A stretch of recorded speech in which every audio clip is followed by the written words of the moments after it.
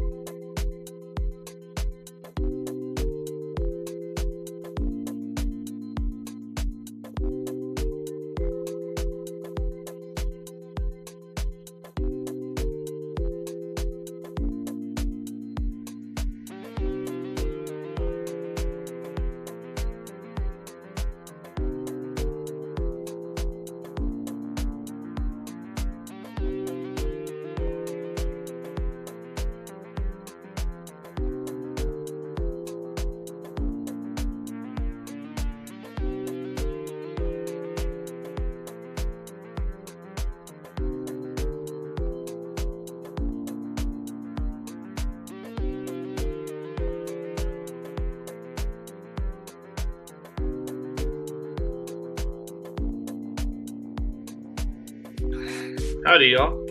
Hope you guys are all doing well. Looks like we got some new people in the house today, so thanks for coming in, everyone. But this is the Connect and Grow live from AZ. Got our coffee this morning.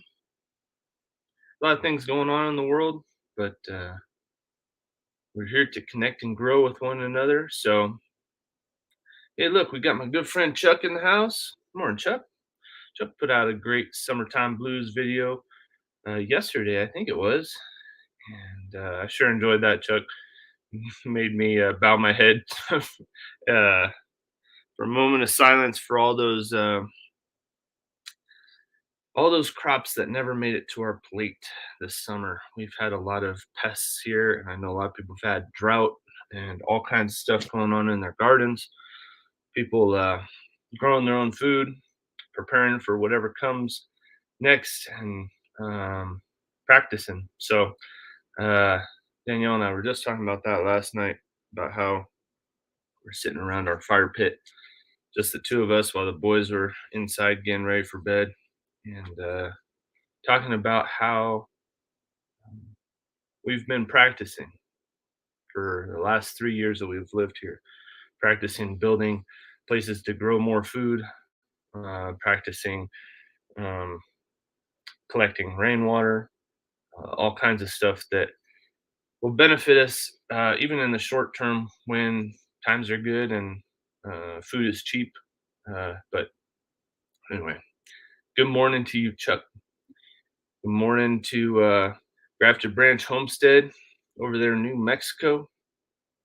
Glad that you're joining us this morning. I love Grafted Branch's homestead. It's a small urban homestead, and they're doing a lot on their property. I think they're a great example to all of us for, yeah, how to persevere even when you don't have a whole bunch of land.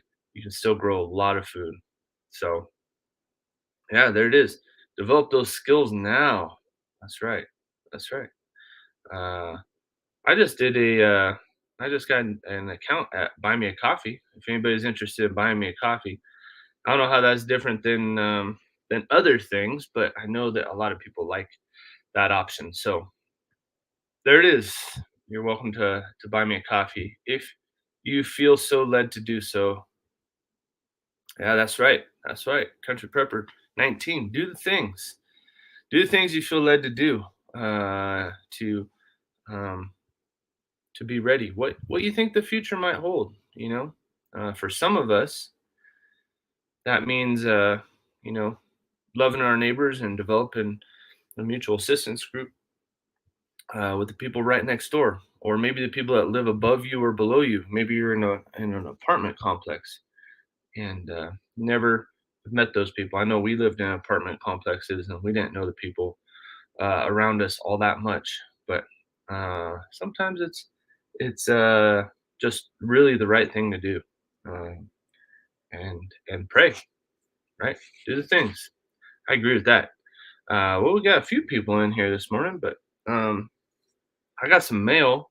I got three pieces of mail to open up this morning, and I think I'm going to do what Cody at Hogdeer79 does with his mail, and I'll probably be putting up community posts for any of the people that send me mail. Also, Chuck and let's see, Chuck and Justin and Rustic Outdoors shared our live stream out while we were live last week, and so I had Nightbot um, put up some commands every so often to share out their channel. So here's Justin. So Justin Mellows Music and Vlogs shared us out on their community tab. Please connect with them. There's their channel link. So I figured that for people that share us out on the community tab, and we can see that in the mentions when when we go to our notification, we see it in the mentions that people mentioned us and shared our live stream out on the community tab. And I figured I gotta appreciate those people somehow, show my appreciation. I do appreciate them. But to show my appreciation, I figured I can just write some Nightbot commands to share out their channel link, whether they're here the following week or not. But if you share our channel out, our live stream on your community tab, I'll make sure that I put a Nightbot command up there, and you can let me know in the live chat this week to make sure I don't miss it, and I'll make a note of it so that I don't miss it somehow. But yeah, yeah, I got you in there for sure, Chuck. So your channel should be popping up. Nightbot should be posting that up, but you can put up your own channel link as well if you're in here. Just type AZ. I got this command to remind people that you just type AZ, then all of us can connect to your channel. So go ahead and do that. There's Justin Mello again, his channel link. So hopefully it's working for Chuck and Rustic as well. Not sure. I had to do them at different minute intervals, so uh, maybe it's not working for the others. I'll have to I'll have to see if those ones pop up.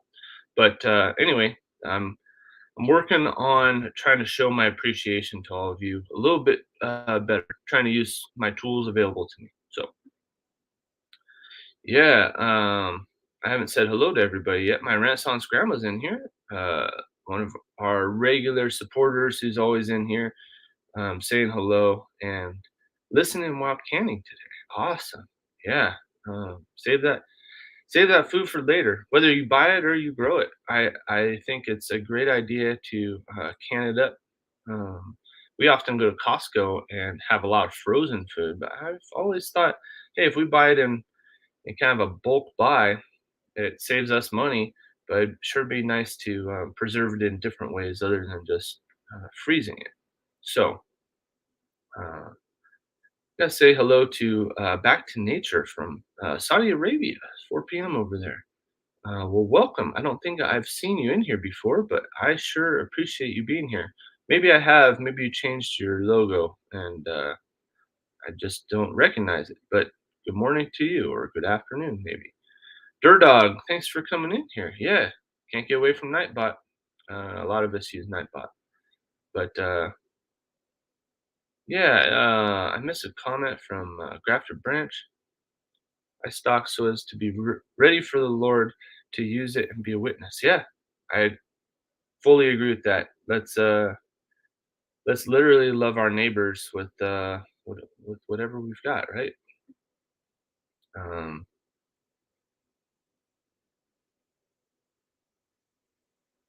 so Grafted Branch is asking, "What are you canning, Renaissance Grandma?" We just canned a ton of beef. I need to try canning some meat. We cooked a bunch of steak last night, and or I cooked the steak, but we ate a bunch of steak last night. We got leftovers, and the reason we did was because we were celebrating our corn harvest over on Instagram, which I should have Nightbot drop in our Instagram link here sometime. I think it's probably around every half hour or something like that. But over there on Instagram, I made a reel for our corn that we just harvested out of the garden, and our corn turned out better than it ever has. It's the best. It was the best corn that we had ever had. It was really, really good, really flavorful. I think it may have been able to go a little bit longer, but I showed in that Instagram reel just how to tell if your corn's ready. But it looked better than any store bought corn we've ever purchased. So and it tasted better too. So hey, Ultimate Acres is in here. Good morning, Ultimate Acres. Yeah, I'm feeling pretty good. I was kind of run down yesterday. We've had a lot that we're thinking of, but and so my mind has been kind of busy. But and then had a hard mountain bike ride on Tuesday, and then another mountain bike ride yesterday for the pedal ministry. But yeah, it's I'm feeling pretty good today. Uh, yes, ground beef. Okay, cool. Fresh pineapple chunks is what my Renaissance grandma is canning. There's Scott. Hey, you were early, Scott. So you don't need to apologize for being late. That's great. I love it. You can be early and late and cover both ends of the spectrum. By the way, Rambling with the Brooms has a procrastinating procrastination Thursday. It's early. Take another sip of the coffee. Live stream later on today. So make sure you connect to Rambling with the Brooms, put on the notifications, and make sure that you procrastinate with us a little bit later today. Mm. Matt at Grafted Branch has a great question. Do you have any bug problems with your corn? We did not have any bug problems with our corn this year. I don't know how. I don't know why. This has been the year of the pest in our gardens. We've had everything. We've had gophers, we've had moles, we've had pack rats, mice, we've had grasshoppers, we've had squash bug, we've had aphids really bad. The only thing we didn't have this year is the shiny beetle. Really, shiny beetle will eat our brassicas, the radish especially, and it's in the early part of the spring over here. So I don't know if you guys have the shiny beetle. I don't know what other people call it. Like I think it might be called flea beetle. Anyway, they decimate the brassicas right away when they're early. They'll eat them so much that they won't come up. We didn't have those this year, so it's kind of a weird year because we've had them real bad for 2 years in a row, and I don't think it was just in the spring. I think it was also in the fall. But those things are hard to prepare for, especially when you're doing organic gardening. But no problems with the corn at all. Squash bugs have been especially bad this year, though. Um, yeah, woohoo on the corn harvest. I agree. I know it.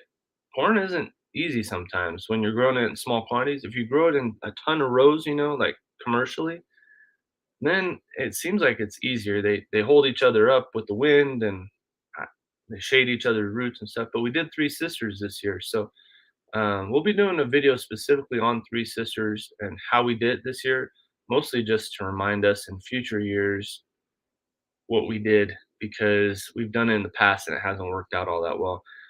There is increased fertility in our garden, and we've been doing the no-till method. Uh, so Country Prepper 19 put in the AZ command, and Nightbot spit out the Country Prepper channel link. So go connect to Country Prepper 19 channel. I'm pretty sure Country Prepper found out about us on the OTWP live stream this morning. You can correct me if I'm wrong, Country Prepper, but I think that's where we found out about that, or where Country Prepper found out about that. All right, we got a good comment here. Dirt Dog, my cucumber and zucchini have tiny holes in them with dark tan goo outside the hole. Any idea what kind of bug? Hole so tiny, I would not have seen without the goo. So you got some dark tan brown kind of goo coming outside the hole. I wonder if that's some type of borer. I'm not sure. We haven't had that with our cucumbers, zucchini. If you're not from the Southwest, it's likely more humid where you are, so probably have different pests.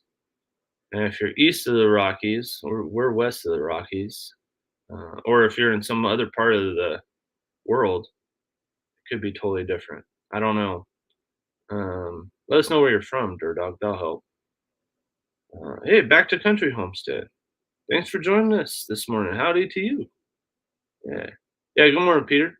I saw that you're in here right in the beginning. There we go.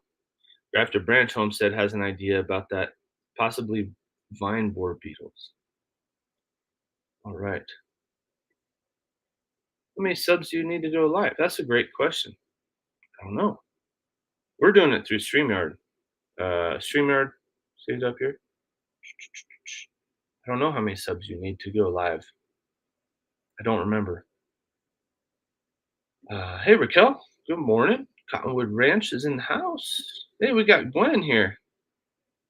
Baroque Cowgirl. Key to good corn is to get it in the freezer as soon as it's picked, however you're processing. It loses its sugars in less than 24 hours. It's a good tip, Gwen. Yeah. So ours, we just picked it and pretty much ate it about 24 hours later. Actually, it was real sweet, good corn. So if you guys are on Instagram, go check us out over there, AZ Highland Homestead. You'll find us right away. Um, so I'm hoping all my Nightbot commands are working. Uh, White flies. We get white flies indoors, but it's too harsh outdoors for us to get white fly, I think. Um, I know we get aphids. Sometimes it looks like white fly out when we've got aphids on stuff, but I don't know, Peter. We don't have a real big problem with it, and it's real dry here. So, um, Chuck's saying good morning to Raquel at Cottonwood Ranch. Oh, in Georgia. Okay. Don't know how to get rid of them. Try aluminum foil and tape on the stems. Huh. Yeah, that's a new one to me, Dirt Dog. I love learning. This is a great thing about collective community is that we can all learn together. All right, there we go. Got Scott putting up his Procrastination Thursday live stream link. Thanks, Scott. I was just wondering if we might be able to get a link put up there. And for everybody else, share your link out. Look, I got this Nightbot command in here to remind us all. Type AZ to have your channel link shared in the chat. You can all connect and grow the family.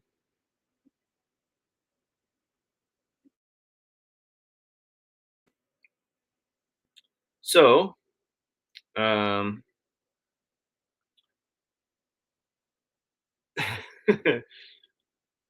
yeah. All right. Well, we'll put up a video on the Three Sisters then. Not at Grafted Branch.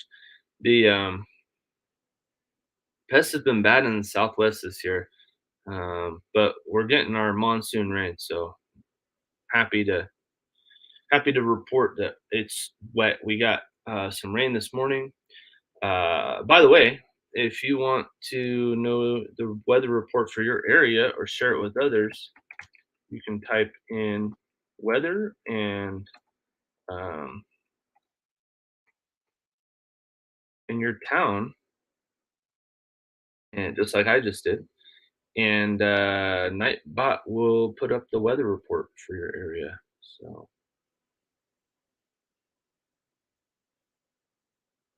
Ultimate Acre says, glad to know you're in good health and doing well. I just dropped by to say hey. Finish up my builds while I listen. Yeah, good. I appreciate you coming in and understand about finishing up. Thanks for continuing to listen. Really appreciate that. Our Rocky Dream, our neighbors to the west. Good morning to you. I hope you're getting some rain. We've been getting quite a bit, almost every day or every other day lately. Rebecca's in here. Good morning, Rebecca.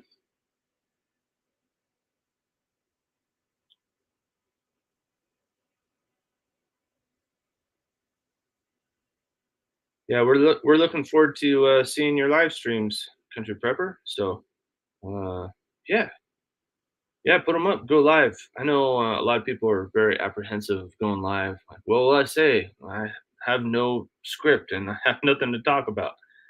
It's fine. People in the chat will help you out because people talk about like uh, like the weather, right? Back to Country Homestead says, I just checked the weather and our chance of rain for Friday has been canceled. Oh man, that's a bummer. Hot and dry in Texas. I know. Texas is it's a bummer. I've seen a lot of people even in like Arkansas, Missouri, and other places that haven't been getting the rain they need, and their hay fields are drying out, and they are going to have to sell off their cattle there too, just like so many people in Texas. Um, Raquel, says, I got lizards on my garden, but they can't keep up with all the grasshoppers. Grasshoppers have moved into my romaine lettuce and cabbage. Yeah, Raquel, we had bad grasshoppers 2 years ago over here in Arizona, and I don't know why they're worse on some years than others. Maybe it's the rain or I don't know. I have no idea. But we had grasshoppers so bad that they were squished on the roads everywhere. Like, it was an invasion. Um, but if you got chickens, I forget if you have chickens or not, Raquel, but um, yeah, grasshoppers are like one of our chicken's favorite treats. Uh, oh, there we go. 100 subs to go live right there. 100 subs constant for a week.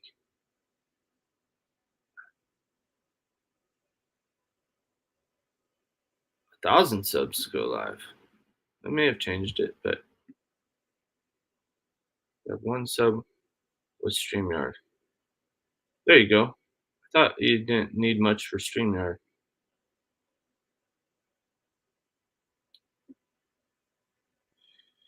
And Dale just had a video about her cucumbers having work in the actual cucumber. You got autocorrect there. Having a something in the actual cucumber. Huh. All right, I'm way behind on chat already. Look at this. Can't believe I'm so far behind. All right, all right. I'm gonna just try cruise down here. Here's the weather for our area. We don't live where they're predicting this, but we live pretty nearby. Cloudy, temperature of 64 degrees. Wind is blowing from southeast 7 miles an hour. It's 99% because it's raining. I don't know why they're not saying that it's raining. I guess it's raining kind of on and off. But I'll take that 64 degrees Fahrenheit. That's my favorite. Mid 60s. Buddy, I should be out there riding my bike. Uh, Weather for Diana. Conditions are fair, temperature 81. Winds blowing at 9 miles an hour and 74% humidity. So, Scott's calling up the weather for Ottawa. 72 degrees. That's not too bad. 7 miles an hour, just like here. Humidity's 86. NG Nutrient. Great weather channel. Huh. Haven't heard about that one yet. Our Rocky Dream. Thanks for letting us know. All right, Peter's got an interesting fact about mosquitoes. Primary food source is flower nectar, not blood. Yep. Yeah, I knew about that. Just like bees or butterflies, mosquitoes transfer pollen from flower to flower. Yeah, I think the males don't eat blood at all. I think it's just the females. Swales worked. Nice. Love hearing that. All right. Uh, see. Baroque Cowgirl Homesteads. Weather is 82 degrees Fahrenheit. 6 mile an hour winds. 82% humidity. Not too bad. So this keeps sharing Justin Mello's music and vlogs. Let me go and check my Nightbot command here real quick because I haven't seen Chuck or um, Rustic.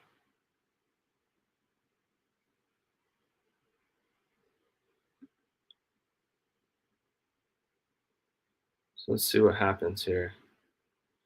I wonder if it's because I have all of them so close together. Let's see if I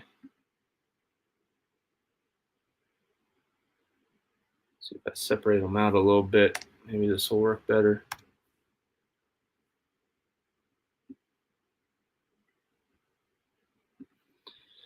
You gotta try things with Nightbot. Sometimes it doesn't work the way that you think it will. Just to let y'all know. But I really do want to show my gratitude, my appreciation for those of you who share us out on your community tab while we're going live. So you can let me know in the chat here, but I should see it in my notifications when people share us out on their community tab because it mentions us, or it should mention us.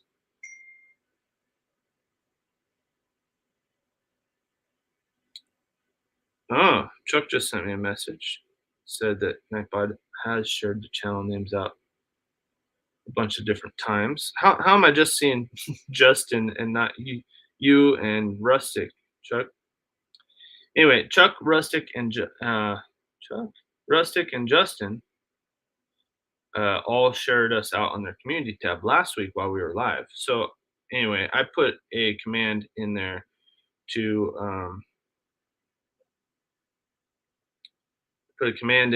make sure that they were shared out.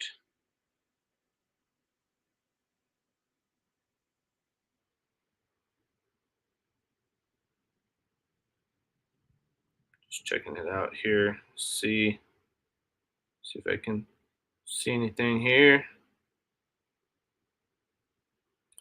All right, so Chuck shared us out again, so I can just leave that one in there for next week. Thanks, Chuck. That makes it easy on me. And thank you for sharing us out, Chuck. I really do appreciate that. And anybody else wants to share us out on their community tab, we'd really appreciate it, and I'd show our appreciation by putting the Nightbot command in there so that your channel link is shared out automatically. Coming from the big city, all I got are rants. Yeah, I remember living in the city. Barely starting to get a hold of the lives. One Saturday night about water. Nice. Yeah, I enjoyed the very little bit of your live I got to see the other night. I think this past weekend. So um, there you go. Our Rocky Dream has plenty of lizards for you, Raquel. Maybe you can smuggle them across the Canadian border. Uh, yeah, pray for rain, everyone. Pray for rain. Uh, all right. Wow, you haven't seen a grasshopper in years? Wow.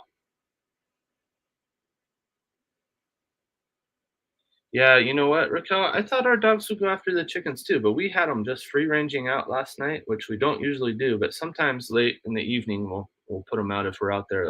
Like I said earlier, we were out around the fire pit last night, hanging out because it's been raining so much here. And it's actually hard to find dry wood, to be honest. Didn't have any underneath a tarp or anything. But we trained our dogs to not go after the chickens by using hot wire, and our dogs got booped on the snoot when they went up to the chickens the first few times, and they learned real quick not to go near the chickens enough. And when they're out and about, when the chickens are out, we thought our dogs would go after them and give them a hard time. But we've been real close and just use some verbal commands and remind them, hey, don't get close to those chickens, and they leave them alone. I've been very surprised how good our dogs have been. We got two dogs, and they both are mousers. They kill any kind of rats. Our neighbors' cats tease our dogs a lot, so we're worried about that. It's hard to teach our dogs not to go after the neighbor cats, and neighbor cats have been in our yard a few times. So I understand. I understand the concern, but maybe there's a way to train them somehow. Um, I don't know, but I think everybody should have at least a couple chickens. Three probably would be good for everybody to have. But there we go, Rustic Outdoors. There's the channel link to somebody who shared us on their community tab. The growing farmyard's in here. Sorry if I didn't say hi to you earlier. The female mosquitoes only drink blood if you take a vitamin D tablet. It seems that they leave you alone. That's a good tip. One bite as much. Huh. Well, good tip. All right, Peter's typing in AZ to get Nightbot to drop his channel link. There we go. Nice. Connect to Peter, everyone. There's Grafted Branches channel link. There's our Facebook.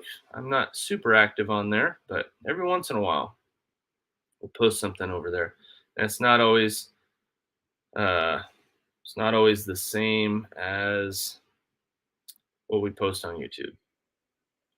Nightbot's gone stir crazy. Yeah, there's a whole lot of commands I've got in there, and all right, Scott shared this out about 5 minutes ago. Let me see if it comes up on the mentions tab. It's not coming up on the mentions tab, Scott. So I don't know if you typed in, at AZ Highland Homestead so that we're tagged in it, but I'll make a note of it here.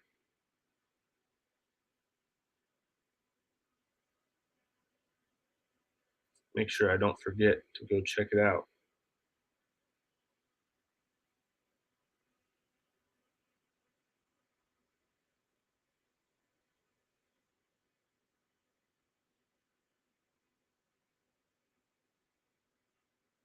All right, made myself a note. Thank you for doing that, Scott. I appreciate that. And look at that, we got Grafted Branch is doing a good job moderating, sharing out people's channels too. Ultimate Acres, I have 3 cute bunnies on my property. They munched a few of my container garden starts to the root. they don't sound they don't sound all that cute when you put it that way. This fall I'm hunting wabbits. Yeah, I could hear that in the Elmer Fudd voice. Uh, yeah, good job, Matt. Yeah, encourage people to sub to Back to Country Homestead. It's awesome. I love it. Um, yeah, that's the problem with phones. They really do overheat when you're doing live streams. I know that for sure. Coon hounds. Yeah. Well, Raquel, I got a video coming about our new chicken tractor. I posted a YouTube short about it, just giving a very quick, 60-second overview about it. But might be a way where you don't have to free range your chickens, but you can put them all around your property, um, different spots. That's what we're doing. They're mowing down our weeds right now and digging up all kinds of free food, which is great. Chicken feed ain't cheap. Good morning, Tiny Tim. Glad you're in here. This was let's see, 4 minutes ago. 4 minutes behind. The older dog is good about the chickens, but my puppy wants. Yeah, puppies take effort. That's for sure. Um, all right, let's see. Uh, I'm trying to move right along here. I see some weather commands being dropped. All right, look at that. Ultimate Acres is subbing to everybody's links they're dropped. Yeah. Yep. I understand that. I understand that. Um,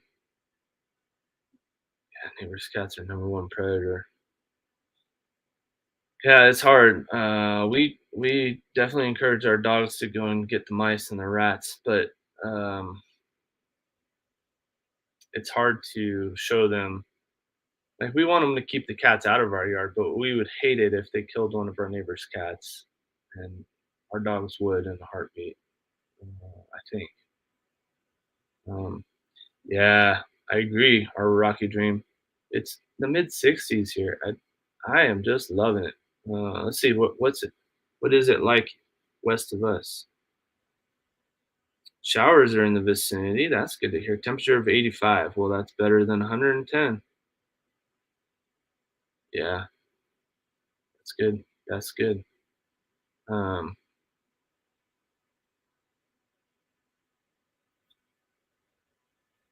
the chicken tractor looks so cool. I'm really surprised with how well it came out. I was using the table saw and the miter saw, and I wasn't really mitering any corners or anything like that. But it was mostly pallet wood, and then I used two 8 foot 2x3s. So it's really cheap build. The most expensive part was the hardware cloth. We decided to go with hardware cloth instead of chicken wire because we are very likely going to move into a more rural part that's probably close to the national forest where there's lots of mountain lions and uh, foxes and bobcats.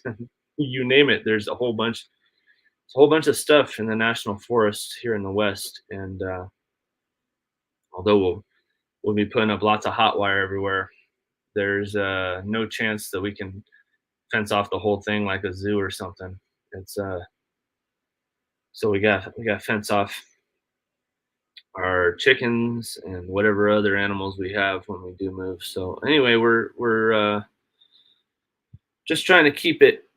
Was trying to keep it cheap, but it's 4 foot by 4 foot and a little bit less than 2 feet high, and it's got a human door where you can open it up from the top and put in food and water, and then it's got a chicken door from the side. So we've got our chickens trained that when we bring the feed scoop with scratch in it, we shake it, the chickens know, they just come running. And I suggest any kind of livestock that you have, you just train them to a bucket or a feed scoop or something, so they'll come to you when the time comes, kind of like training your dogs to come for a treat, right? So anyway, they do that and they go through the chicken door, and I thought they were going to be all freaked out because it's totally different look than their previous chicken tractor. But the older ones, they trust us and they know to go in there. So it's a good thing having your livestock trust you. Um, yep, yep. Predators are a problem. We got hot wire even here where we're more in town.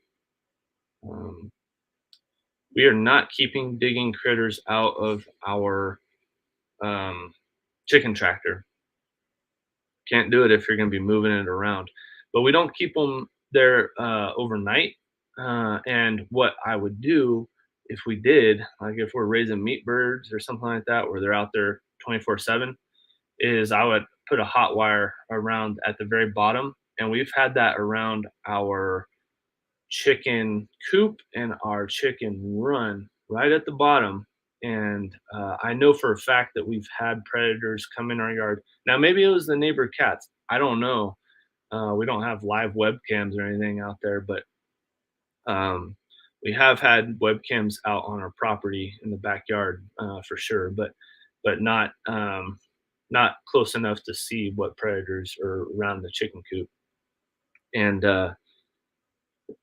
anyway, it seems like that strand of hot wire, and it's about an inch off the ground. In fact, a lot of times, if something has messed with it, the insulator has turned enough so that the wire hits the ground, and we got to check those all the time because, especially when it's wet like this, we can hear we can hear it pulsating and snapping when it's touching a wet piece of grass or the ground or something like that. So I'd highly suggest some kind of solar hot wire. What do you call it? Solar generator. That's not what it's called. Solar. What is it called? Solar. Whatever. Solar electric fence generator that you can move. That's portable with a little 12-volt battery in it or whatever. Because that really, the predators aren't going to just dig right away. They're going to sniff and try to figure out the way to get in, and they're going to go all the way around the thing first, more than likely, and then they're going to dig. So if you put it real close to the bottom there, they're going to sniff, get booped on the snoot, and head on out. So hey, the growing farmyard, yeah, thanks for coming in. Appreciate you being here. Yeah, hope you have a great day too. Be safe. Yeah, we got Mr. Boots and Bounty in here. Good morning, Steven. Um, they pray for Steven. They're looking to move. Pray they can sell their house. Um, I'm behind on the chat again. Oh, I made it to the bottom. Let's see here. Back to Country Homestead says, I will have to make my chicken coop as secure as Fort Knox. Lots of predators. Well, check out some of our videos. If you go back, check out our what did I call it? Chicken coop for 6 to 12 chickens, I think. Ours is super secure chicken coop. Now our chicken run isn't as secure, but our chicken coop, it'd be really hard for anybody to get in there. Uh, even even people if they don't know how to open the one latch. It's got an automatic door, so as long as the chickens go in at night, we check on them every night and make sure they go in there. But it opens them up every day in the morning when it gets light. It's on a photo sensor. Highly recommend that chicken coop design. I will be building another one if and when we move, because it's a great design. It's not as functional as others as far as cleaning it out and accessing it and stuff like that, but it's about as secure as it can be with still having some ventilation. So, all right, country prepper, thanks for coming in. Appreciate it. Yeah, keep your head on a swivel too, my friend. And thanks for coming in, connecting with so many people. Um,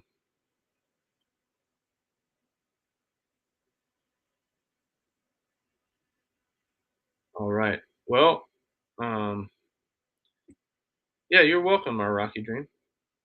Yeah, it's it's a collective effort to learn and grow and share wisdom, right? So, yeah, there's that. There's some commands coming through. There's the Life with Blenda and Chuck channel link because they shared us out on their community tab last week. So if you decide to share us out on your community tab, this live stream, then we'll have Nightbot share out your channel link on next week's live stream. I think that's a good way to show our appreciation to anybody who shares us out on their community tab while we're live. I really appreciate that. That gets us connected to some new friends and family members. Rustic Outdoors also shared us last week. So thank you to those of you who shared us out. All right.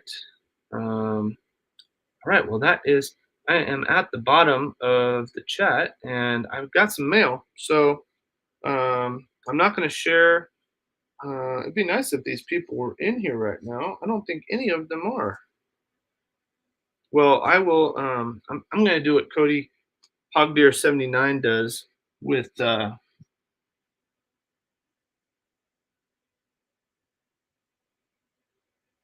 on. Sorry about this.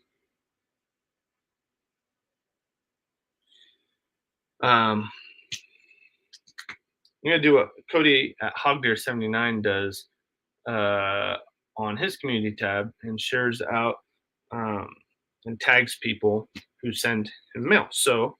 Um, so this morning I have some mail from Ms. T with the T from Indiana. So has her PO box on it. So I think I can just show you this piece of mail.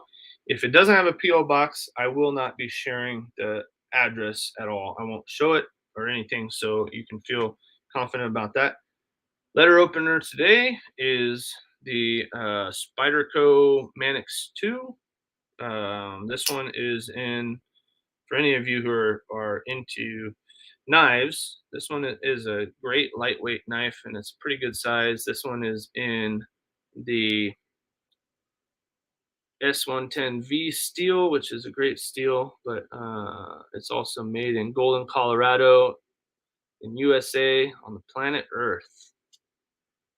And is a design by Eric. He is the son of Sal, who was the original owner and inventor of Spyderco Knives. And that's what the handle looks like. I know some of you are really into knives, others not so much. And it's got this kind of release on the lock, and it's got some jimping up here and some jimping down here. I really like the style of this knife.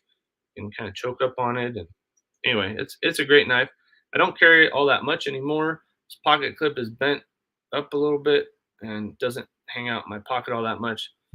but still a good letter opener. So we'll open up this one from Ms. T with the T. Hey, I got Glenn in here. I think that's Glenn or Jessica. Good morning, Glenn. Anybody else have a Spyderco knife? Oh, we're going off track here. Going down into the envelope. There we go. So we got something from Ms. T with the T. Let's see.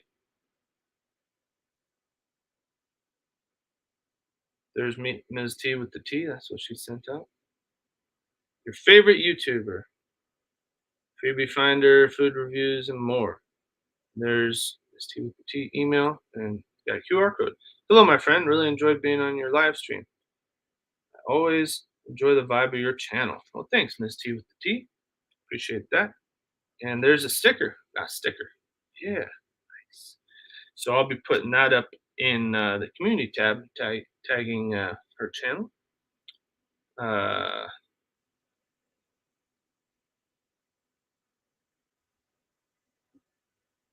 Hey, Jen and Steve. I love how it pops automatically to this. Don't know what that means.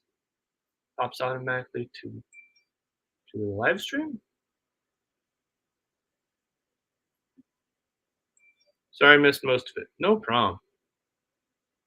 Oh, there we go. There we go. Got some Benchmade fans in the house. I love Benchmade knives. They're amazing. My son has a fixed blade knife from Benchmade. It's part of the Bone Collector collection, I think. But it's a great skinning knife for hunting. And we picked that up. It's brand new. Picked it up just down the street at a garage sale. $5. I couldn't believe it. I said, son, you need to buy that immediately. Because he had picked it up and said, Dad, can I buy this knife? And I said, fixed blade. I know you want to carry it around everywhere, but you can carry it while we go hunting. How about that? He said, oh yeah, we'll do that. So yeah, Spyderco Manix2, highly recommend. A little bit pricier, but it's probably because it's one of those things that's a rare commodity these days, made in USA. All right, so this one, I'm not showing the address, but it's from Hog Deer 79, Cody, over there in Texas. Pray for them. It's been very dry lately, but it's kind of hard cutting it way up here by my face. It's not as easy as cutting it down low. But let's see what we've got in here. This is the first time I'm seeing any of this too. So look at that sticker. Cody has some nice stickers. Hog Deer 79, hunting, fishing, taxidermy, YouTube. What he wrote. To AZ Bubba Gump Shrimp. Thanks for all the laughs and friendship, Cody. Yeah, Cody. I saw Cody had a live stream this morning, so that's probably why he's not on here this morning. But go check out Cody Hog Deer 79. I should put their links in the chat right quick. So Miss T with the T.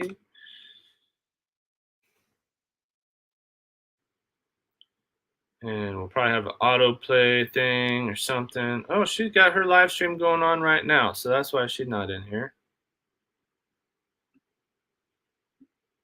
But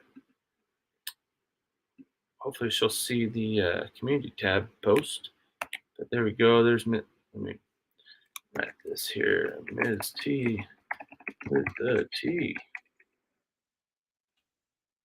There's Ms. T with the T, and then let me get Cody Hog Deer 79. I don't think Cody's still live with his 10-point deer mount. Yeah, he is. He's still. See, that's why he's not here. All these other people got live streams going on at the same time.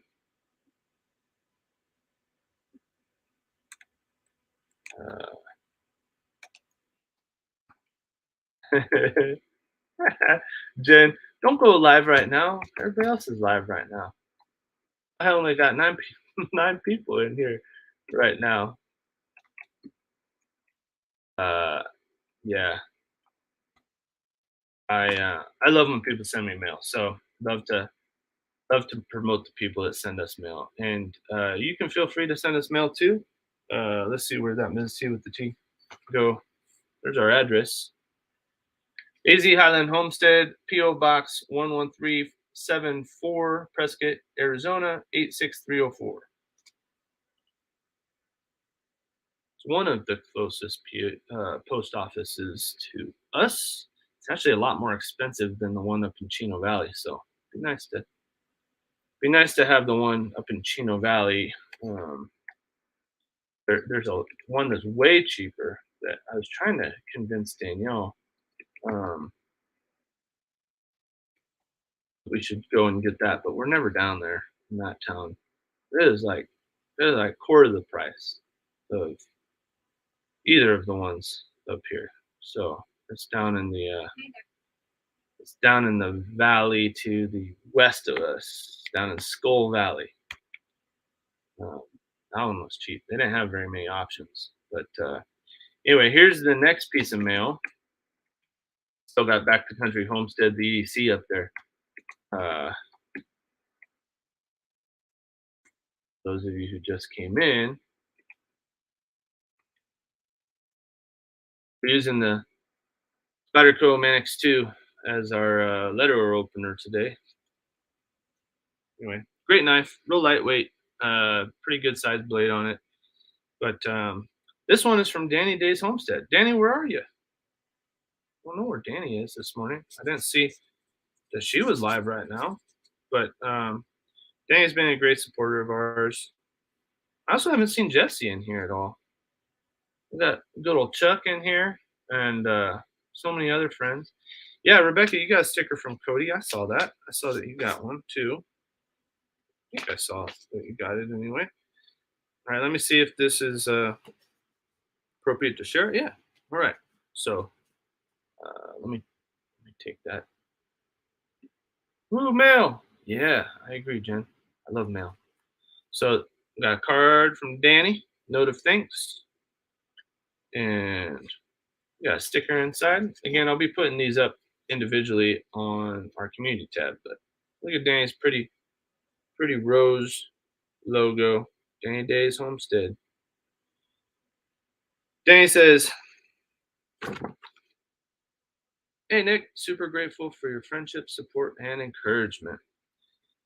Yeah, right back at you, Danny. Love it. Thanks for the mail, all my friends. Again, we got from Ms. T with the T, Hog Deer 79, and Danny Day's Homestead. So there we go. Yeah, got them all. Can't show Danny Days all that well. There you go.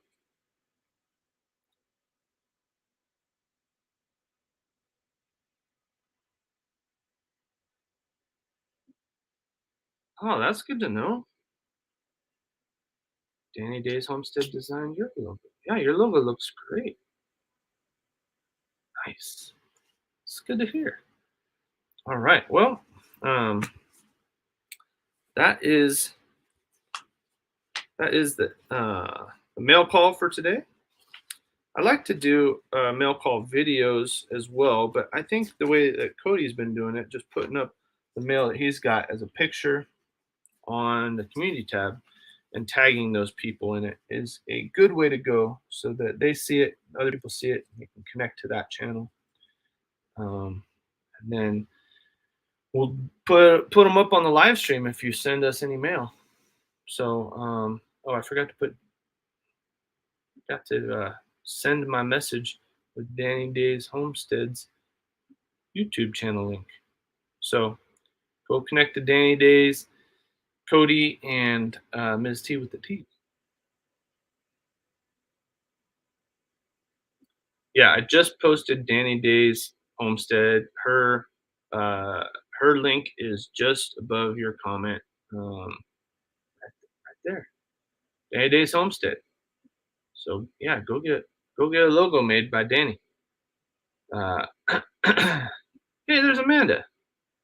Amanda, have you been going live lately? I know I've missed my lives on Thursday morning for a long time. and I think you were coming right after me, so probably didn't help you out too much. But anyway, I hope you're able to go live once in a while still. Um, Sorry if I missed one. Hey, we got 12 Stones Ranch in the house. Good morning. Thanks for coming in. Yeah, the community page is awesome because then you can really promote those who are supporters of yours. Yeah, busy moving. I figured that might be the case. Danny, Danny, we just opened your mail. We were just sharing this out. Go back and you can see we just shared this out. Just shared your channel link out. We had a couple other pieces of mail too. I'll be putting you up in our community tab here real soon. Uh, all right. Speaking of community tabs, if you share us out on your community tab, share this live stream out on your community tab. We'll be sure to have Nightbot drop your link in our next live when we go live. Just like Chuck and Justin and Rustic, they all shared our live stream out during our live stream on their community tab last week. All right, enough of letting people know about the new stuff. But yeah, if you're in here right now, type AZ like Jen did, and Nightbot will put up your channel. So yeah, it's good time. Yeah, everybody go connect to Amanda at Bare Bones Living. Amanda, type in AZ if you haven't already, so people can connect to your channel. Yeah, Ultimate Acres was just talking about having you design them a new logo, Danny. So yeah, connect to Ultimate Acres. This is fun. It's fun connecting with one another. So thanks for being here, everyone. Well, we got news on the homestead. One piece of news is that my coffee's going cold, so I gotta remember to drink it.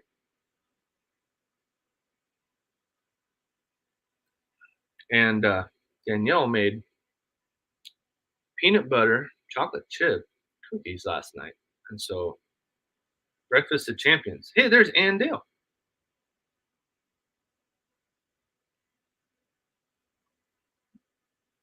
I don't know why, but I feel like I need to break bread with everybody while I'm on live streams. I'm always eating on the live stream, so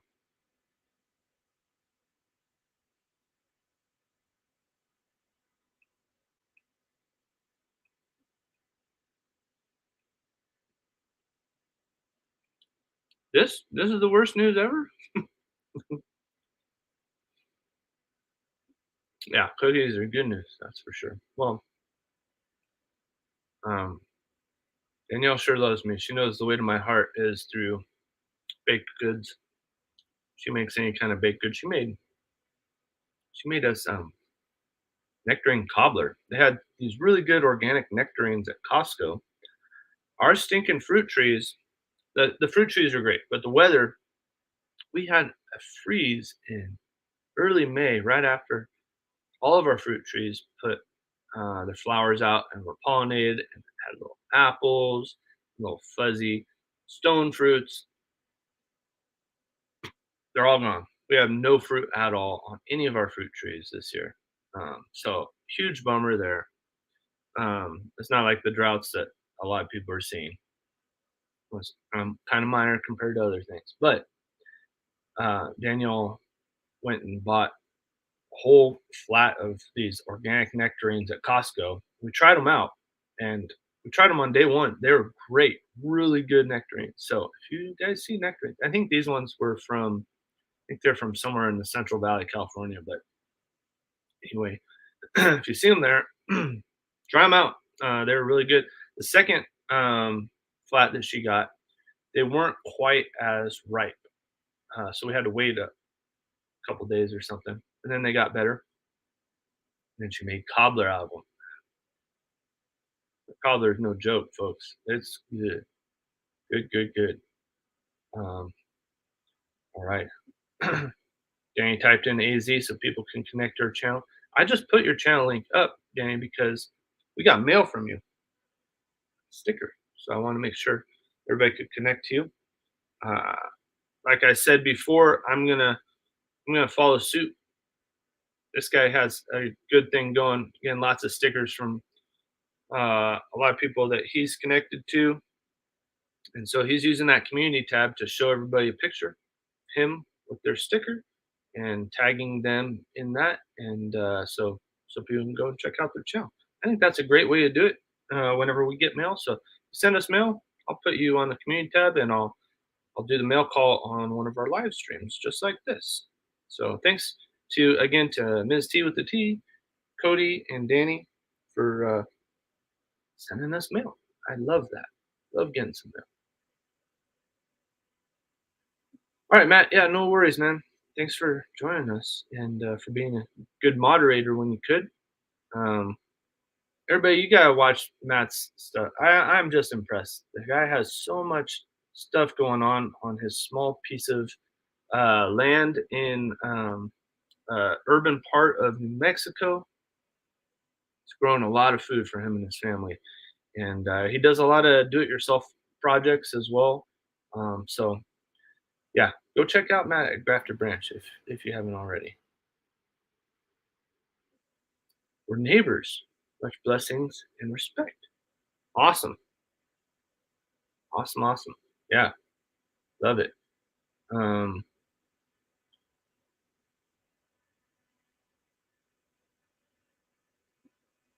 and Dale's beautiful tomatoes. Yeah, yeah, we got a little bit of blossom and rot on a few of our tomatoes this year. Um, yeah, there's always some kind of challenge, and it's fun to overcome them and gain that wisdom. Yeah, you bet, Danny. There's a lot of awesome people in here right now. Yeah, I agree. I agree too. It's great. Yeah, it is a pretty sticker. Ooh, magnets, nice. I want to know why taxidermy is huge instead of his. Like, you're talking about this part down here? Taxidermy! I think because not too many people do taxidermy on YouTube. I could be wrong. Cody's the only taxidermist I really follow, really. And Gail Southern Living is his sister, if you didn't know. That's how I got connected to Cody in the first place. So I was following Gail, and yeah. Hey, Annie. Good evening to you in Perth, Australia. Hope everything's going well. Starting to warm up there yet, or is it still pretty cold? It is. It's always interesting to learn new stuff. I love it. We were talking about how we were sitting around the fire because we've had so much rain. Um, we can now have campfires out in the national forest, and people can go target shooting out there, and all kinds of great stuff. But we decided to have a fire last night. It rained yesterday. Wood was kind of wet, but Danielle and I were sitting out there while the boys were getting ready for bed inside, and we were talking about all the practice that we've had of growing our own food and increasing our fertility on our land and making this small homestead that's on less than a half an acre really work for us. And it's been a really fun journey. We've learned a lot, and we feel prepared for the future. So it was a really fun conversation that we had last night. All right. So in other news, I got I got off um, our news to talk about my coffee going cold, and I talked about my peanut butter chocolate chip cookies that Danielle made for me last night,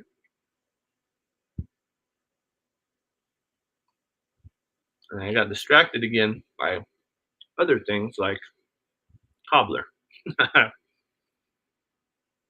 So cheers, everybody! Happy Thursday!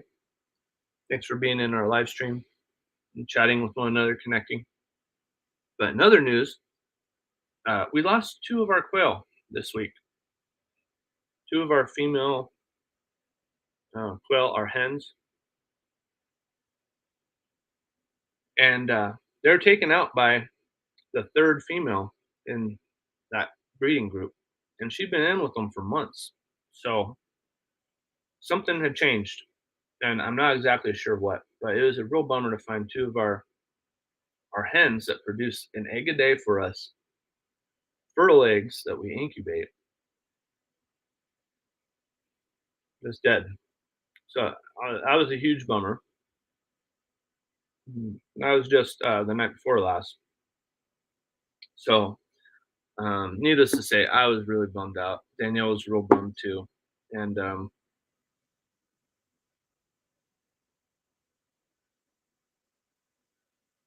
we still have six of our female quail hens, but um, so a quarter of our hens were dead and gone. Yeah, thanks, Jen. Thanks, Amanda. Uh, but there's a silver lining, not necessarily to that, but we have a whole bunch of quail growing up. We have nine in the incubator, maybe 10 by now, that just hatched, uh, just just in the last 24 hours. So that's great. We're going to be putting them into the brooder later today, and then before that, we had two other sets of eggs that had hatched, and one was 8 eggs, and the other one was 11 eggs. So we have 28 young birds that are being raised up already. So that's good. We should have at least two hens in that group, but probably a lot more than that. So uh, it's good. We're just trying to produce a lot of quail right now. We're not interested in the eggs or the meat at the moment, but soon we'll be having some more quail meat on the table. So that's good. And I've promoted it before, but I highly recommend you try quail if you're thinking about starting a meat source. A lot of people say, "Hey, man, I can't. We live in the city, or we live in an apartment, or whatever." But quail are quiet. The male can vocalize, but it sounds like a songbird, and it's pretty quiet. It can be loud when you're in an enclosed space, but they're pretty quiet. They sound like there's just a songbird singing outside your house. But if you can have a parakeet, I would say you would probably be able to have a quail or 5 or 10 or something. And they can be housed in real small areas. In fact, most people say they do a lot better. And our cages are 2 foot by 4 foot by 18 inches tall, I think, or maybe no, it's a foot tall. So they're pretty small cages, and you can fit about 12 quail in there, more or less, depending on your ratios of males and females and stuff. So um, anyway, good meat source. Another good meat source is rabbit. So you could try that as well. But um, I have a feeling beef is going to probably go down in price. Just news flash. There's a lot of there's a lot of beef being sold on the hoof at livestock auctions right now. People are getting rid of their beef because they're of the droughts. They are having to get rid of their heads of cattle because they can't feed them. They can't find hay and they can't find pasture to put them on. So that's you. My heart goes out to you. Um, but maybe stock up on beef here real soon because the price is going to go down because the supply is up. But then after that, there's probably going to be a limited amount of beef on the market for a little while anyway, because people got rid of their cow that they couldn't feed. So You may want to invest in some other type of meat. The other thing is that there is avian flu going around and taking out tens of thousands of chickens and turkeys at a time in these poultry houses. So just kind of a news flash for those of you who hadn't heard. Um, let's see here. Uh, Thanks, everybody. I appreciate your condolences. Um, Jen says we let our guinea and new chicks sleep out in the corral last night, but put them up in the barn this morning before the rain started. Can't wait to live out there full time. Yeah, bet. I know it's only August, but would anybody be interested in doing a Christmas card exchange starting early December? Yeah, I like that. We got quite a few Christmas cards last year, and we're not kind of a Christmas card family. We don't send out Christmas cards every year, but I'd like to for our YouTube family. So yeah, get me on that list, Annie. That would be fun. It'd be fun to send them over to Australia too.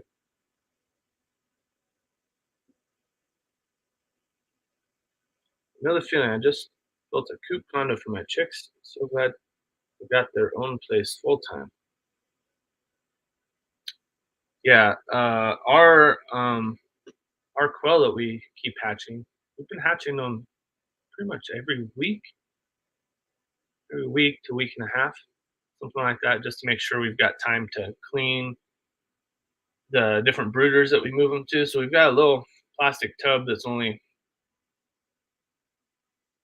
like 3 feet by 18 inches and probably 18 inches tall. It's just a storage tote kind of thing.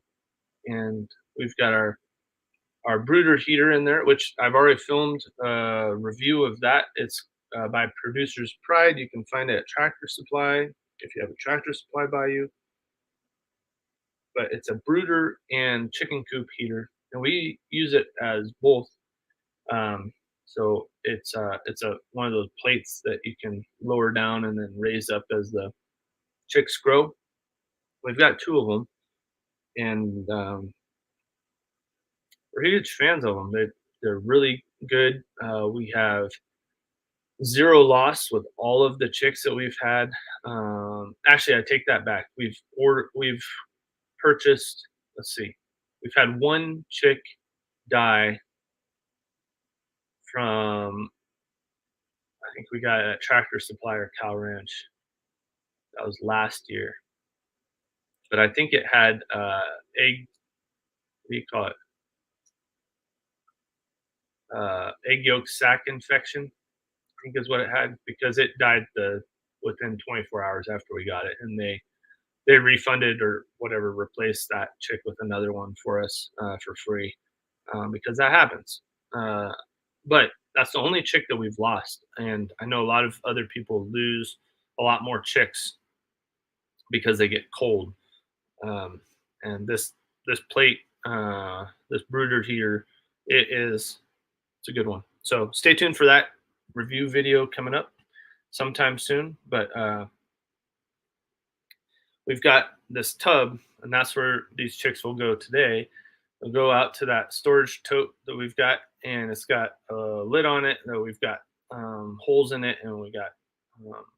I should show what that looks like, but it has some hardware cloth on the holes, and I've actually sewn it up. I've created holes. How did I do that? Created holes. I melted them in there, I believe. Or no, I took a drill with a really small drill bit, went all around the hole, and then took the wire that comes around the hardware cloth and just had these small holes of in the lid that I cut, covered with hardware cloth, and then took that wire that comes around the hardware cloth and sewed it through all those holes all the way around, so that our dogs or anybody can't get into um, to hurt those chicks, um, and that they're secure, but they have some airflow. So that's what the first brooder is like. And then the second brooder is a Dale's Quails brooder. Bye, Rebecca. Thanks for coming in. I gotta do a mail call now and then get myself out there. All right. Well, you have a great day too. Yeah. Awesome, Annie. Yeah. Like to be on that list. Um, so uh anyway, that's that's kind of how our brooders go. And then we have a second brooder that I built that's very similar to the Dale Skull brooder. And I think it's about 3 feet by 3 feet and it's off the ground 18 inches or so. It's got 18-inch legs on it. And then that's just a square with probably another 18 inches of height and two double doors that open up on the top. And we've got another heater in that one. And keep the quail on blue paper towels for the first week or so, and then we take that off, and then we grow them up to be 2 weeks old, and then they go into our caging system, and that's way better because then no paper towels. They've got food and water kind of automatically, or the food's in a trough, and that quail video is coming up, by the way, too. I filmed most of it. I need to film some more, just on our whole setup. And we've got it from the point where we purchased eggs and who we purchased them from and how they got shipped in the mail, how we incubated them, and the brooders, and then the adults, and then how we select for breeding, and how we breed, and then how we incubate those eggs that come from those quail that we raised up. So if you want to learn about any of um, any of that quail process, stay tuned for that video. So other than that, we harvested corn. I already mentioned that. We had a nice steak dinner with our corn that we grew. Danielle did an amazing job growing that corn. We did the Three Sisters method, which we'll be doing a video on that. Now that Grafted Branch wants to see that. I'm sure some of you do too. Um, Last time we did Three Sisters, it didn't really work out. Everything was kind of off. They're growing at different rates and stuff like that. But we'll talk about how we did it. And um, Audacity Dawning, or Audacity Dawning. Uh, I thankful that you're here. Good morning. Good morning to you. Um, So we'll be putting up a video for that. We're getting tons of squash right now, so much that we can't even really use it. So we're thinking about preserving squash. Is there any good way to preserve squash besides freeze drying? I don't know if anybody has any good ideas. Hey, Annie, congratulations on those two beets today. That is awesome. We love beets, and yeah, pickling them was great. Preserving squash. Anybody have any recommendations?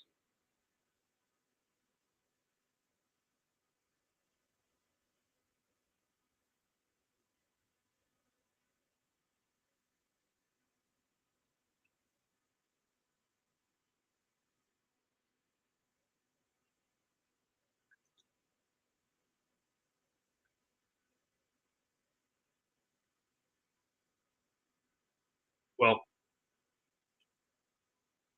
we got to figure out what to do with all of our excess squash. We've been giving it away to family, um, but we've got a lot. We harvested Daniel's big pumpkin that was in our July garden tour video, and that thing is huge. It's all orange now. And let's see, what else do we have going on? We've got cucumbers growing up, the trellises, and the Armenian cucumbers. We found out yesterday from Living Traditions Homestead that they aren't actually in the cucurbit family. They're in the melon family. I didn't know that. Anybody else know that? If you knew that those Armenian cucumbers weren't actually a cucumber or a melon, let us know. But we didn't know that, and so that was a fun fact. But we've got a lot of those growing. Those grow a lot better than regular cucumbers here in Arizona. I think with the dryness the cucumbers kind of suffer. They kind of get crispy on the leaves around the edges. So anyway, that's what we've seen. And then what else we have grown? The tomatoes are just growing like crazy right now. Our peppers, the stinking pack rats love our peppers and our onions. I don't know if they're making like a if they're making fajitas next door or what they're doing with all of our peppers and onions, but they'll just lop them off right at the stem and they'll take them. They're just gone. They don't eat them there. I think they take them back to their big pack rat nest, eat them over there. But we caught 2 pack rats. So those went into the compost bin with the king snake. If you heard our king snake story, that was a crazy, crazy event. A really sad one. But we had a dead king snake that we ended up putting in the compost pile.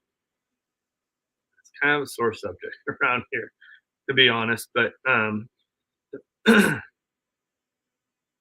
we're composting everything around here. So uh, so yeah. All right. Anne has a recommendation. We can squash, but not for frying later. So what do you do with it when you can it, Chuck? Uh, how do you prepare it after you take it out of the can? It's already cooked, and then you just heat it up, or what do you do? Anne says, yes, slice them, lay them in a baking pan with parchment paper, and frozen, place in a Ziploc or vacuum seal. We're gonna do that, Anne. You better believe it. So you put the whole baking pan with the parchment paper. So you just lay them one layer, I assume, right? Don't stack them all, but you lay them flat so that they can freeze like that. And then you place them in the Ziploc or vacuum seal and put them back in the freezer. You better believe we're going to try that. Um, that method keeps them from getting crushed. Okay, cool. I'm going to do that. Preserving it in vinegar for frying it later. All right, Old Alabama Gardener. Okay, cool. Don't they get mushy, Ann? Says Amanda. Uh, there we go. We got a link from Chuck. Thanks, Chuck. Squash canning. All right. Danny says, us too, Nick. Good compost and dirt is important. Yeah. One of my favorite things is to grow the soil. I'll tell you, that's one thing. It's one thing that we always wish we would have done sooner is grow our soil fertility. There's so much that you can do, but one of the easiest things is to just save stuff that was living in a compost pile. Just put it in there, let it decay, and then it's fertilizer. It's great. I got a little bit of a frog in my throat if you could hear it this morning. I hope I'm not getting sick.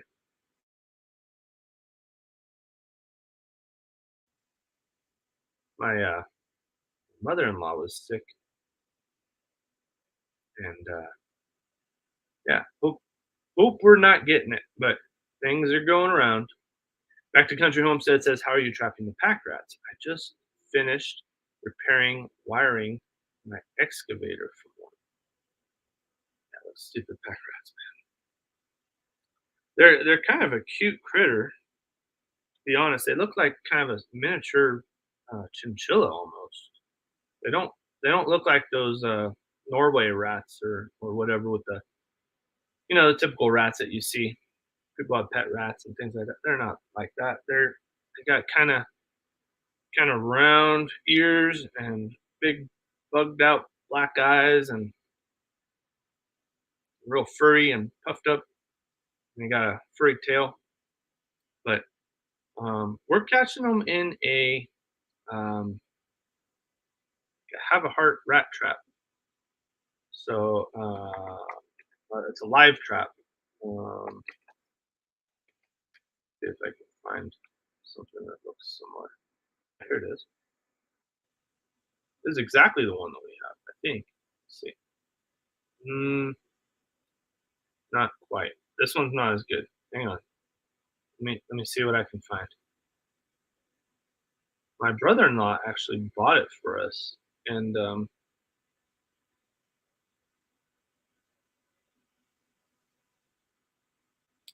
he bought it for my son because my son loves to trap things.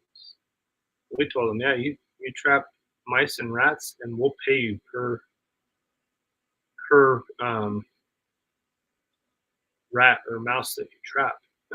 He was catching so many, we we had to put an end to it temporarily, but we should do it again.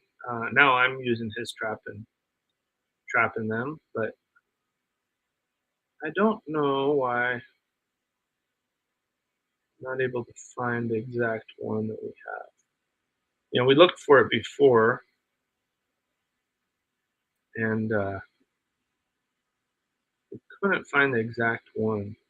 The one that we have, maybe it's discontinued or something, but the exact one that we have a few of them, but the one that we have is it is amazing. It has like a hair trigger on it. I don't know if my son modified it somehow or if that's just the way it came, but it catches mice, like real small baby mice even.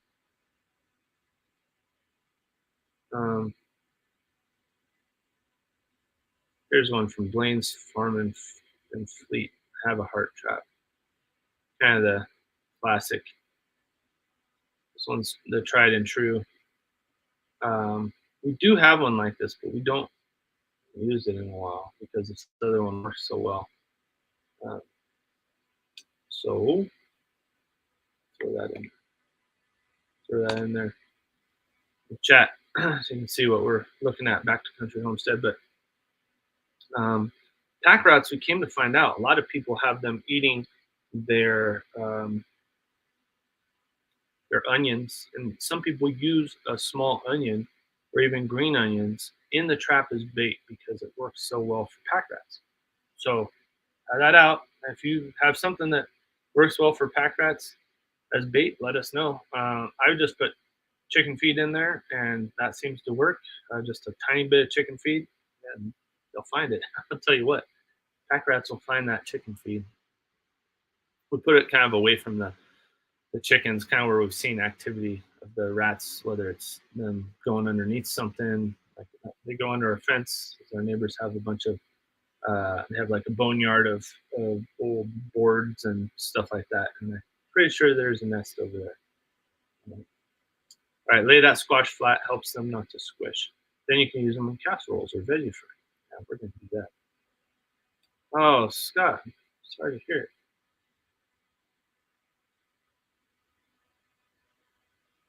Wow.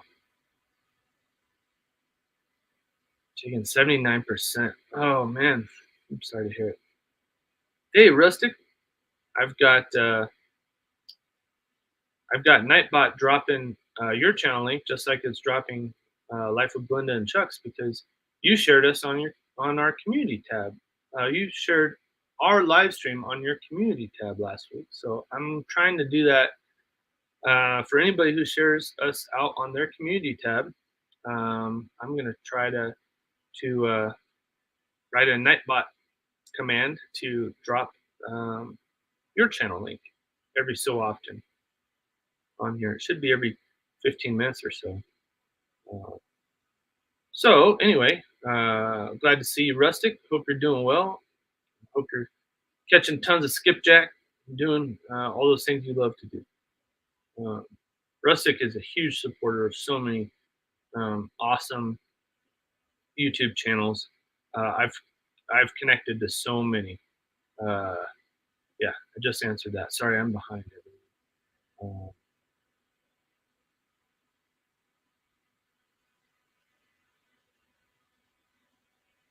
Use mink to catch rats. No, I have not seen that, Chuck.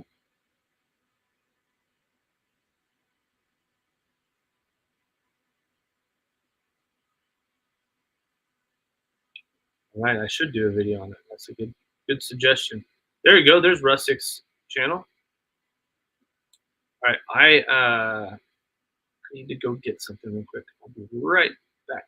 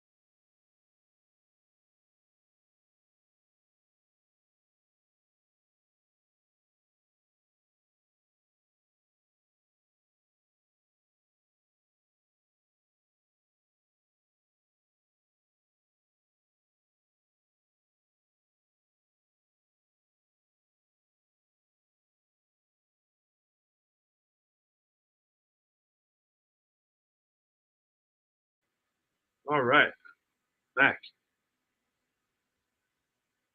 Computer was about to die on me, and I didn't have it plugged in, so I had to grab the charger. Happy Thursday, everybody. All right, well,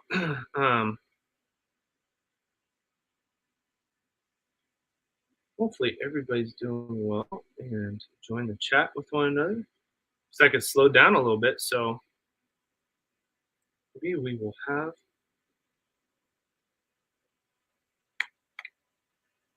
somebody come up so you can see someone else's face instead of just mine. But we sure appreciate everybody coming on to our live streams, and it's great to connect and grow the family. Um, got some messages here.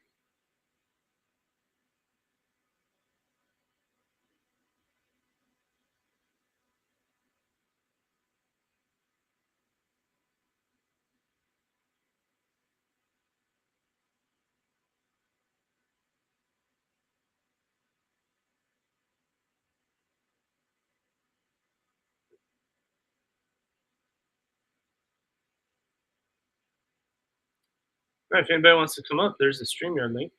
You can come up, chat with everyone.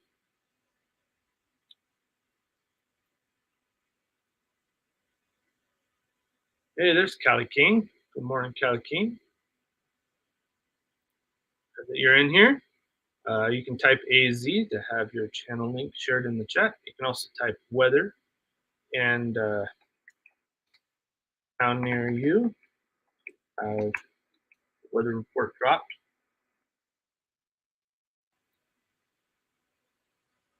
Let's see here. What else haven't I talked about today? We've been getting rain. We harvested our corn. We got lots of quail growing out. We got quail that just hatched today. Um, we got a bunch of wood chips delivered. I don't know if many of you use your arborists in the area to have wood chips delivered for free or maybe low cost, but we we had 2 truckloads of wood chips delivered, mostly for our pathways. We've got some clay soils here, and there's a lot of grasses, but also a lot of weeds that are growing, and so that helps suppress the weeds. So we just had piles of these truckloads of wood chips delivered, and so we're taking them with our different carts and wheelbarrows and buckets and putting them all over the yard where we walk back and forth, and it really improves the soil a whole bunch. There's a method, well, a lot of you probably know about deep mulching for livestock and having their manure mixed with um, the mulch and then just stacking more mulch on top of it. Just keep going with the deep bedding and it becomes kind of a compost down below. But you don't actually need livestock on that uh, those wood chips necessarily to have it benefit your land. You can just stack up the um, rain alert. That's good news. You can just stack up the wood chips about 4 to 6 inches deep and just leave it there, and it will decompose. And there'll be you'll find that there's tons of worms underneath. That there is a whole bunch of activity where the soil meets wood chips, so about 4 to 6 inches down, and it'll decompose. And you'll notice after not very long that the wood chips are thin, that they get a lot thinner when you keep them about that depth, that 4 to 6 inch depth, and they'll break down. And it's really good stuff underneath there. The problem is that sometimes you'll have herbicides in some of those wood chips if they sprayed any kind of plants with herbicides before they harvested them and chipped them.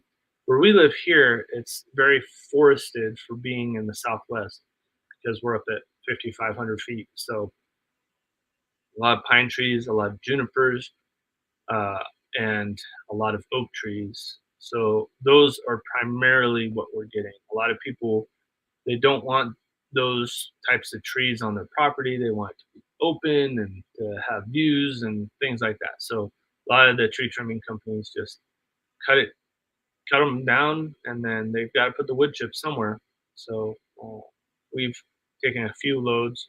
We took a couple of loads last year, and you can still see some of those wood chips around, but it's super thin in most spots. And granted, we walk on them, and the dogs will scatter them around and stuff when they run around. But um, highly recommend trying it out, especially if you don't have a whole lot of um, carbon materials, if you don't have a lot of organic material, if it's mostly clay and mineral soils or granite like we have here. We've got a lot of clay and a lot of granite. Well, a lot of it's not just big chunks of rock granite like you'd think of. It's decomposed granite, so it almost looks like sand, but it's kind of bigger chunks.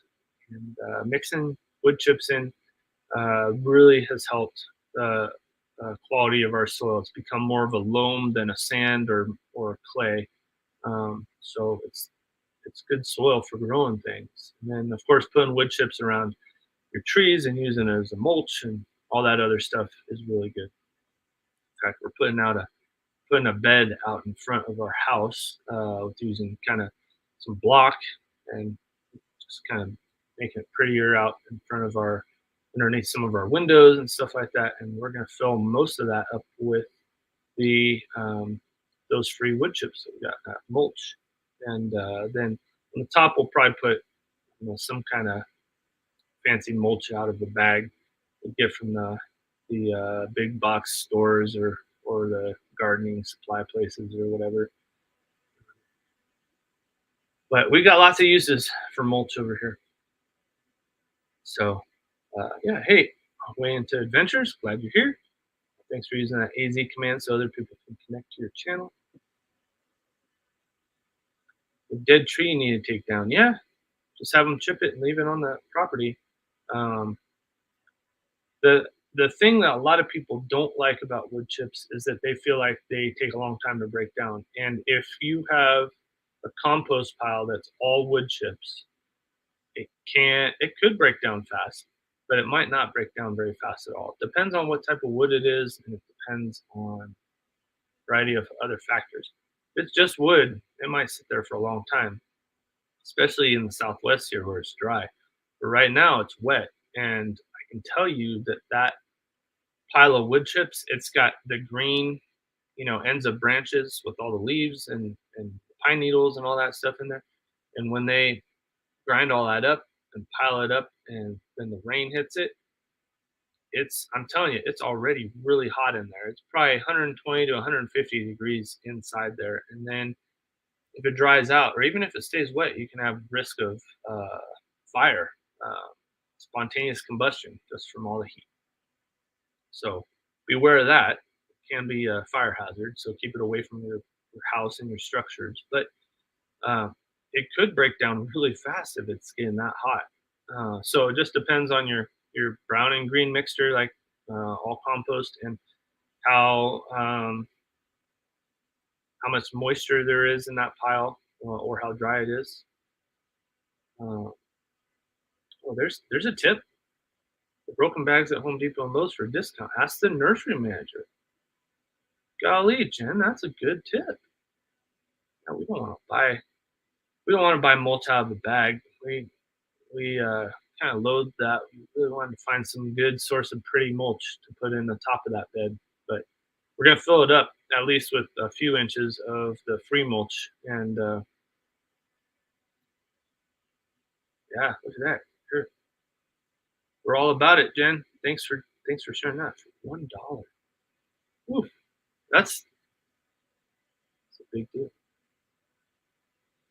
Back to Country Homestead says we bought a chipper for our tractor to make our own. Yeah, we have a shredder chipper. It can be towed by a lawn tractor or whatever. It's got a little tow attachment kind of thing for it, but it's not it's not like a PTO chipper. It sounds like that's what you have, PTO chipper.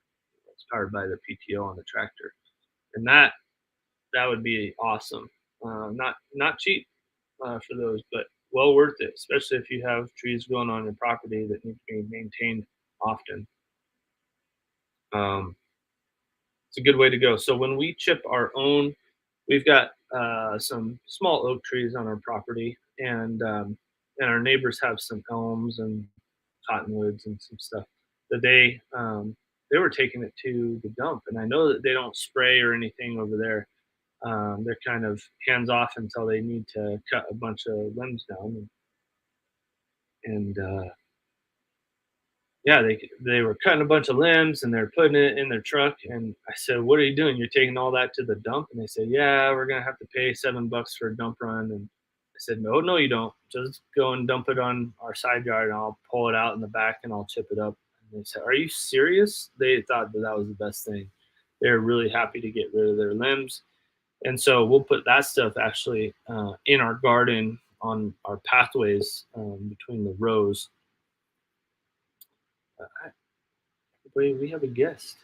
Can you please stand and put your hands together for the famous Chuck from Life with Blenda and Chuck? Welcome, Chuck. You're welcome. How are you today? I'm doing good. I decided to put a hat on because, well, you can't see it on the camera, so I'm just going to take it off. I don't know. You look good in the hat, Chuck. I mean, yeah. Do I have to take off my hat so you can wear your hat? Is that how this works? I don't know. I'm going back and forth. I don't know if I got to make a fashion statement. Oh, you are a fashion statement everywhere you go. What happened to that hat and sunglasses in that video I saw yesterday? That's my son's hat. Oh, really? Yeah, he kind of collects a lot of them kind of hats like that. Yeah. And when we goof off like that, we always got to put the hats on. Raquel, that's not nice at all. What's she saying now? I'm missing it. But I expect nothing less. And I sure didn't expect Scott to jump on that bandwagon either. I had the unmitigated gall this morning to put a shirt on. Like everybody else across the world does. Right. But I turned somehow the other when I was doing it and wrenched my back, and I was like, man, I'm getting old. I didn't even do nothing. All I did was put a shirt on. You gotta be careful, Chuck. I'm going to tell Blenda I was doing some hard labor or something. Because I don't want her to think that I done it putting a shirt on. That's kind of. Tell her that you're lifting a big bag of chicken feed or something. Yeah, that's what I'm thinking of doing. I can't remember. I had to. It'll be a few hours before she gets home, so I got plenty of time to think of something. Don't spin some deceptive lie now, Chuck. I'm supposed to keep you accountable. Chuck the fashionista. Look at that. Jen thinks you got so much fashion. You got a term for yourself. And Ann's calling you the blues king. Look at that. Blues king. Hey, do you know how to play the blues harp, Chuck? Nope. No, nope. You can't play the harmonica? No. Well, I have, but I mean, I don't play it much. My son's got a set, I think, with the with harmonica. They got the different keys. Yeah. Yeah, it's the thing I like about the harmonica is that you're always in key. Yeah, you're always in key. Just play whatever. Yeah, you're gonna sound good. Yeah, any note, you're always in key. That's probably what I need to learn how to play. I mean, because I need all the help I can get. Well, you probably can't play that many flats or sharps with it, so I don't know. Jazz might be out, but I don't know. Look at this. There goes the neighborhood. Back to yeah. Jump on, Chuck. Just jump on. Yeah. Yeah, we got Janet from Homestead Where You Are. Hey, Janet. Good to see you. Have to lift the chicken feed bag a little and go, ow. I got to do it while she's here. You know, if you were a NBA basketball player, you'd have that down by now. How to fake getting hurt, fake fall. Yeah. They're good at that. Millions of dollars.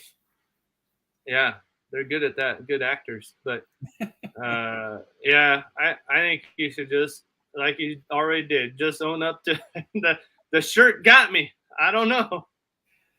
I don't know. I mean, it's one thing admitting that to y'all, but to my wife, she depends on me. I'm like the her other half. I'm the one that she looks to get things done.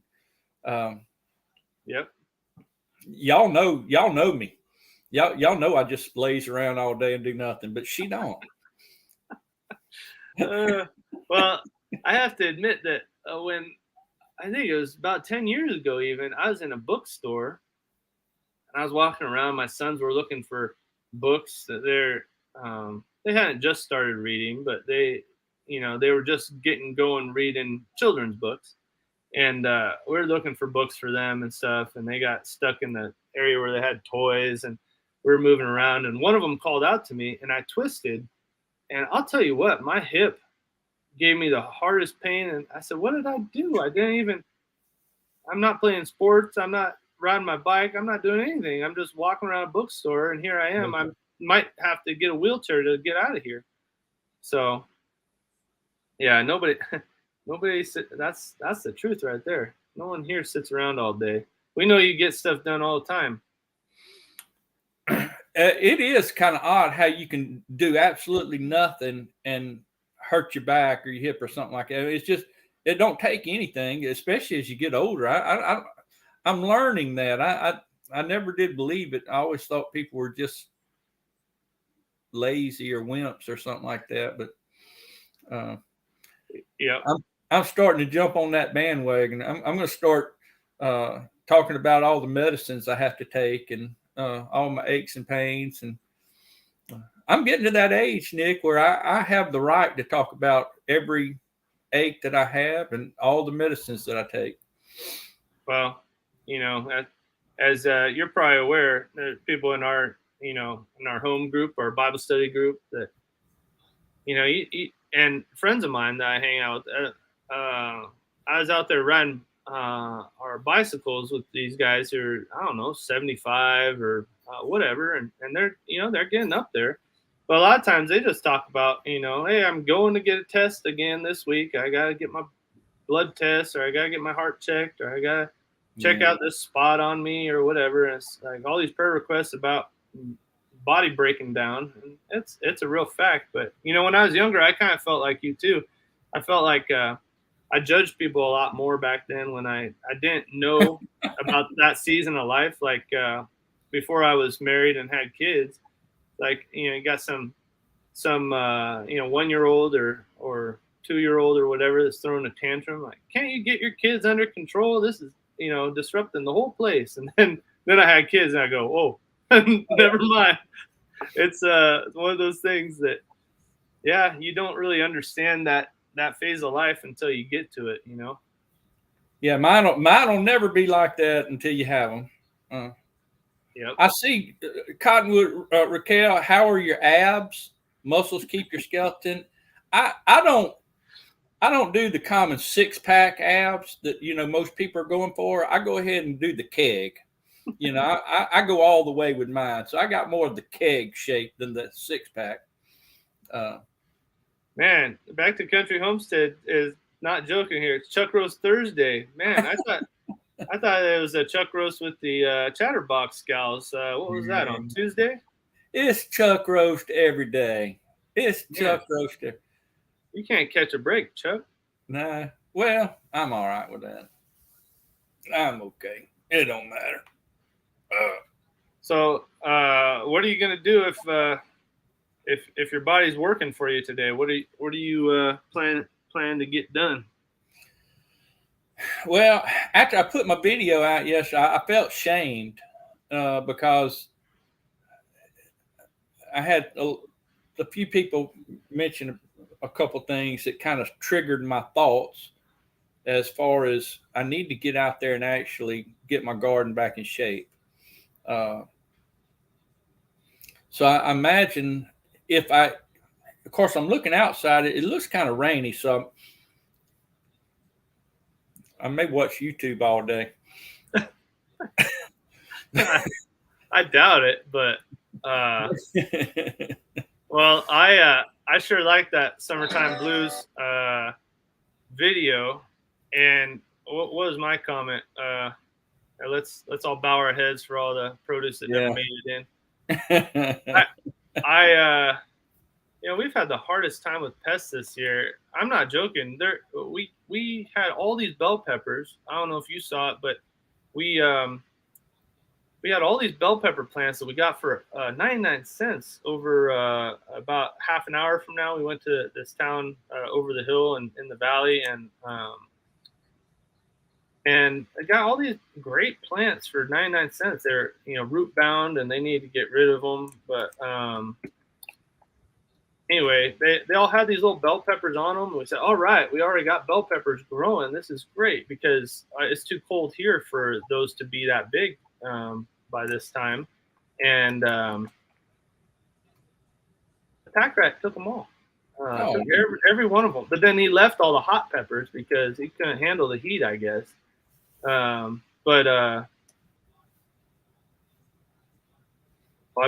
link to your Summertime Blues video up there so people can know what we're talking about if they haven't seen it yet.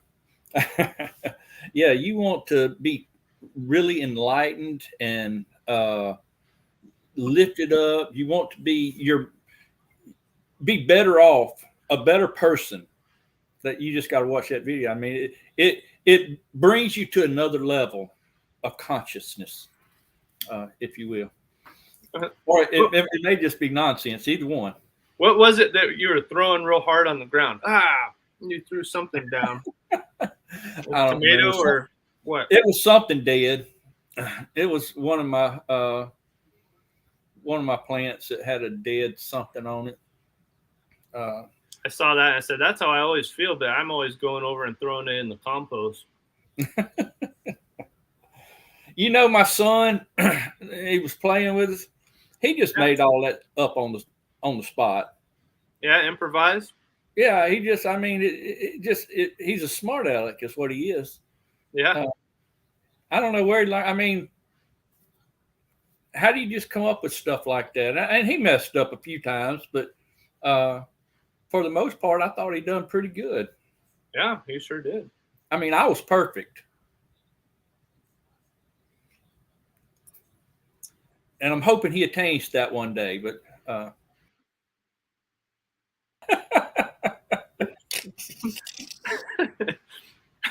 I'm just gonna censor you right there. Nobody's perfect, not one. Yeah, no, yeah, you played those chords like you should for being a rhythm guitarist. I'll tell you. Like a boss. I just lost rhythm just a few times, but nobody noticed. Rhythm, what's that? I don't know. I was trying to do the 12 bars blues, but sometimes it was 9 and 10 bars, and I know I lose count once I get past all these. yeah. I didn't have my shoes. Also, couldn't look at my toes for reference.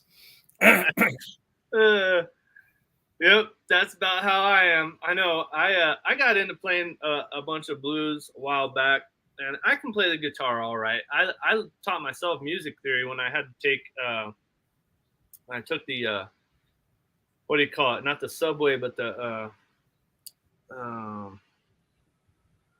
what is it called? Light rail. Anyway, I took the train into work.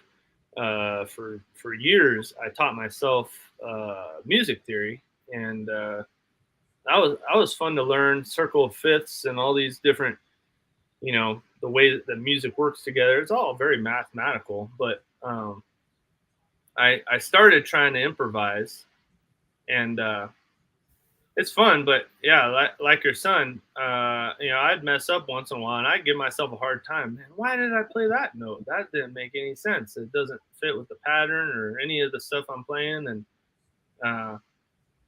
anyway, I ran out of time once my kids got bigger and they could ride bicycles with me and go fishing and hunting and all that. And I just lost interest in really keeping up on playing guitar all that much. But well, life happens, don't it? It does. Different seasons, yeah. Different seasons. That's right. I went through all that with the sports. They all went through the stage playing baseball, football, and all that. Soccer. Yeah. I don't even know why people play soccer, but anyway, they played soccer. My girls didn't have a clue what they was doing. I didn't have a clue because I never played it, and all I could tell them was just kick the ball, kick it that direction or that direction, and right. I could play baseball now. I was a baseball nut growing up, but so I could teach them how to do that. Yeah, I like baseball. Danielle played soccer a lot when she was young. I played it for a little while, but what the most fun soccer game is to watch? The very most fun one to watch is when they're itty bitty. There's the smallest kids out there because they'll score a goal on their own team, turn around and go the wrong way, score a goal, and they're happy as clams. They don't understand. Cheering about it. Yeah. They're so excited about it. But it's we'll play soccer with some families after church sometimes just to get some exercise. I like you got to be in shape to play that, to play soccer. Yeah, I mean, they just run the whole game. It's like they just up and down, up and down. Well, see, I got some good friends that are kind, and they got these little soccer goals. They bought them. They're portable, and you can pull them together, and they got a little net and all this, but they're small. So they'll put them only like 30 yards apart or something so that you don't have to run all over the field. Run quite as far. You can actually kick it 30 yards, can't you? So you don't even have to move. Well, there's one girl who she was on a traveling soccer team. She's a daughter of one of the guys I'm friends with, and I don't know how old she is. She's probably a freshman in high school or something now, but she was on this traveling team. I'm telling you what, Chuck, no joke, she can do a throw in the ball from the sidelines. She can throw that thing 40 yards, no problem. It's amazing. They really are talented, but I just never got into it. Well, we were playing on a softball league this summer, and playing on the softball league, I realized how much I miss baseball these years, and softball is nice because they just lob you a pitch and you actually hit it sometimes. So that's 90 miles an hour, huh? Hey, look, I got one of my church members that's trying to give me a ring. I gotta get off of here anyway, Chuck. So it's a good time to go. But thanks for joining me. All right. Hey, good to see you, Nick. Good to see Yeah. everybody else too in See the you chat. next time. Bye, Yes. everyone.